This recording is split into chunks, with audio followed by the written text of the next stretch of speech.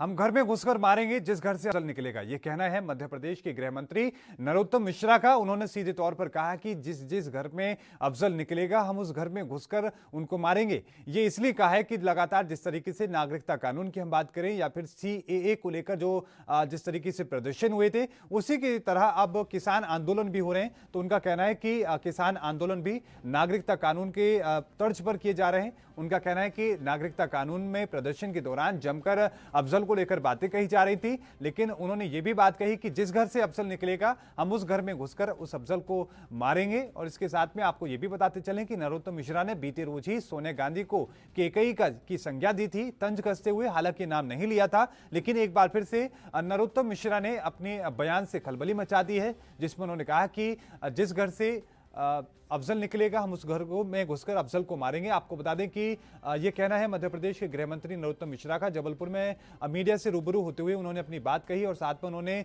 किसान आंदोलन को लेकर अपनी बात कहते हुए साथ में उन्होंने ये भी कहा कि नागरिकता कानून के प्रदर्शन की तर्ज पर ही, नागरिकता कानून की तर्ज पर ही ये किसानों का आंदोलन चल रहा है। और इसी तरीके से लगातार जो टुकड़े टुकड़े गैंग है वो सोशल मीडिया पर पहले लोगों में उनको भ्रम पैदा करती है और उसके बाद फिर इस तरह के आंदोलन करके, इस तरह के प्रदर्शन करके देश विरोधी बातें करती है। इतना ही नहीं, उन्होंने यह भी कहा कि अफजल को लेकर नागरिकता कानून के प्रदर्शन के दौरान काफी तरह की बातें कही जा रही थी। उन्होंने यह भी साथ में कहा कि हम हर उस अफजल को मारेंगे, घर में घुसकर अफजल को मारेंगे, इस तरह की बातें उन्होंने कही। लेकिन साथ में आपको बताते चलें कि बीजेपी का लगातार किसान आंदोलन को लेकर, अपनी बयानबाजियों को लेकर सुर्खियों में है, चाहे मध्य प्रदेश के गृह मंत्री हो या फिर इसके साथ में वहां के कृषि मंत्री हो या फिर केंद्रीय मंत्री हो, लगातार उनके बयानों से लगातार किसान आंदोलन को लेकर अपनी बातें कही जा रही है। लेकिन साथ में किसान आंदोलन के उलट ही बीजेपी लगातार अब किसान सम्मेलन कर रही है ताकि किसानों को नए कृषि कानूनों के बारे में अवगत कराया जा सके। लगातार जिस तरह की स्थिति बनी हुई है, किसान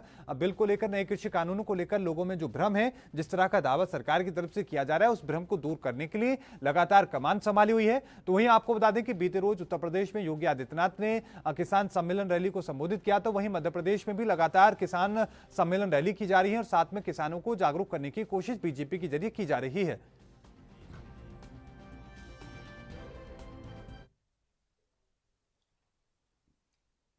और इस खबर पर और ज्यादा जानकारी के साथ गणेश तिवारी हमारे संवाददाता हमारे साथ मध्य प्रदेश से जुड़ चुके हैं। गणेश, एक बार फिर से गृह मंत्री नरोत्तम मिश्रा ने विवादित बयान दिया है। उन्होंने कहा कि जिस घर से अफजल निकलेगा हम उस घर में घुसकर अफजल को मारेंगे। इस तरह के बयानों को वो दे रहे हैं लगातार। क्या कुछ ये पूरा मामला एक बार विस्तार से बताएं। जी देखिए, मैं इसमें बता दूं आपको कि जब से किसान आंदोलन चालू हुआ है तब से ही बीजेपी लगातार सुर्खियों में रही है और लगातार ऐसे बयानबाजी दिया है।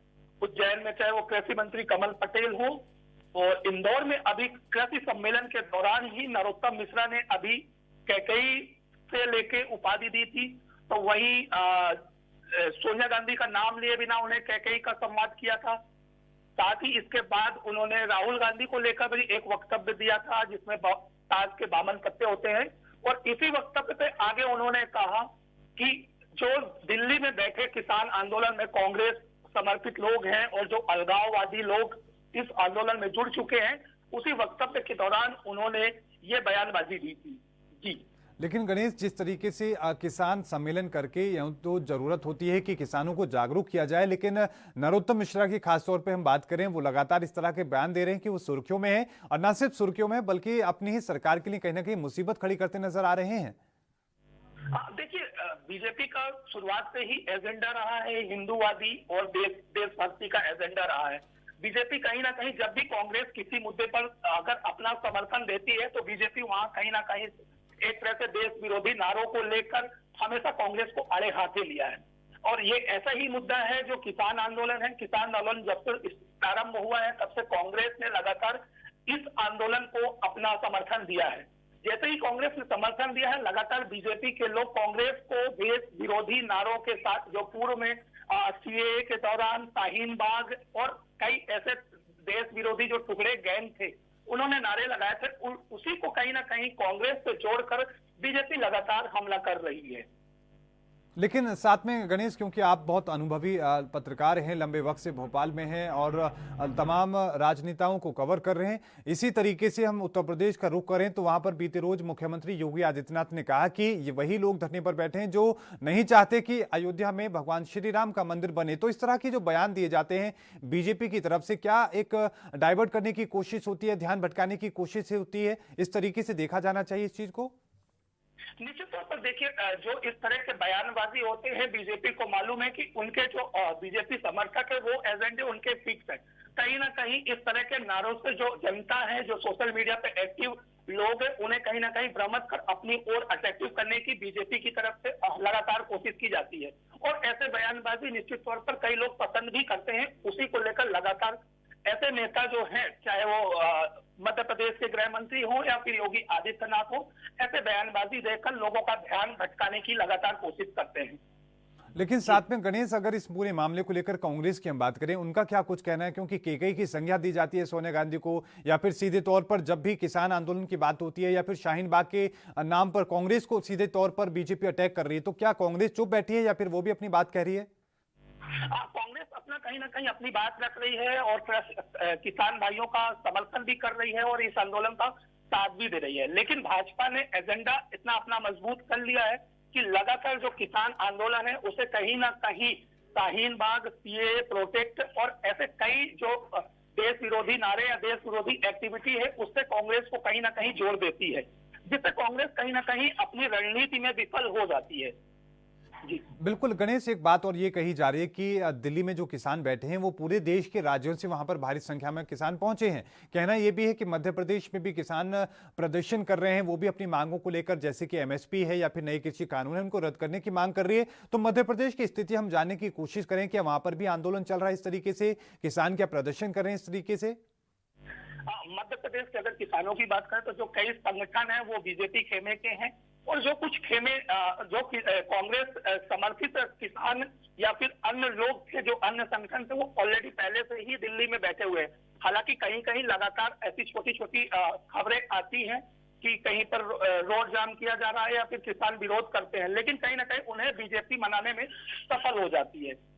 लेकिन साथ में गणेश, ये भी हम जानने की कोशिश करें कि जिस तरीके से लगातार, क्योंकि अब चुनाव भी हैं जनवरी में, तो उसको लेकर भी लगातार बीजेपी अपनी पूरी कोशिश में जुटी है, तो क्या कांग्रेस किसानों के मामले को लोगों तक पहुंचाने में क्या कोई कोशिश कर रही है कि ताकि किसानों को समझाया जा सके कि कृषि कानून के नाम पर किस तरीके से सरकार ने कदम उठाए, जिस तरीके से सेंटर में अपनी कोशिश लगातार कांग्रेस कर रही है? देखिए, अभी मध्य प्रदेश में नगर निगम निकाय चुनाव होने हैं। ऐसे में कांग्रेस लगातार किसानों को आंदोलन को प्रोटेक्ट कर रही है। कहीं ना कहीं किसानों को वो ये कह रही है कि जो कानून लाया गया है वो किसान विरोधी है। तो वही भाजपा इस नगर निगम निकाय चुनाव में जीत अर्जित करने के लिए लगातार किसानों के पास जागरूकता अभियान चला रही है और इस बिल के फायदे गिना रही है। लेकिन साथ में गणेश, जिस तरीके से लगातार बीजेपी ने साफ तौर पर इसको या तो टुकड़े टुकड़े गैंग का आंदोलन करार देने की कोशिश की है या फिर शाहीन बाग की तरह बताने की कोशिश की है, तो क्या जो उनके समर्थक वहां पहुंच रहे हैं, खासतौर पर जो किसान पहुंच रहे हैं, क्या इस बात में उसके भ्रम में क्या फंसते हुए नजर आ रहे हैं? देखिए, जो बीजेपी ने जो अभी देश विरोधी और सीएए और इन तमाम मुद्दों से लेकर इस किसान आंदोलन को जोड़ा है, कहीं ना कहीं किसान अब बीजेपी को पसंद करने लगे हैं और बीजेपी खेमे में आने लगे हैं और वो भी जो दिल्ली में बैठे किसान लोग हैं उनका विरोध करने लगे हैं।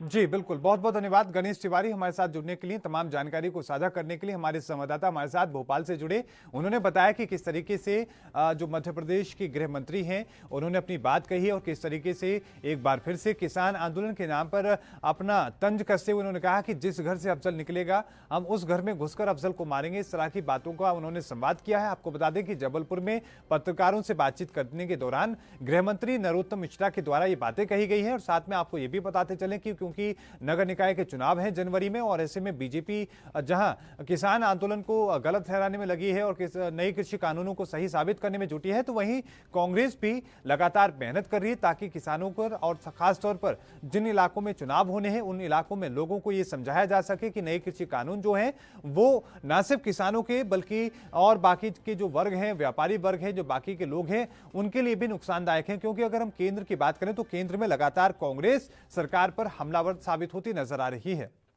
देश दुनिया की खबरों के लिए एएनबी न्यूज को सब्सक्राइब करें और बेल आइकन दबाएं।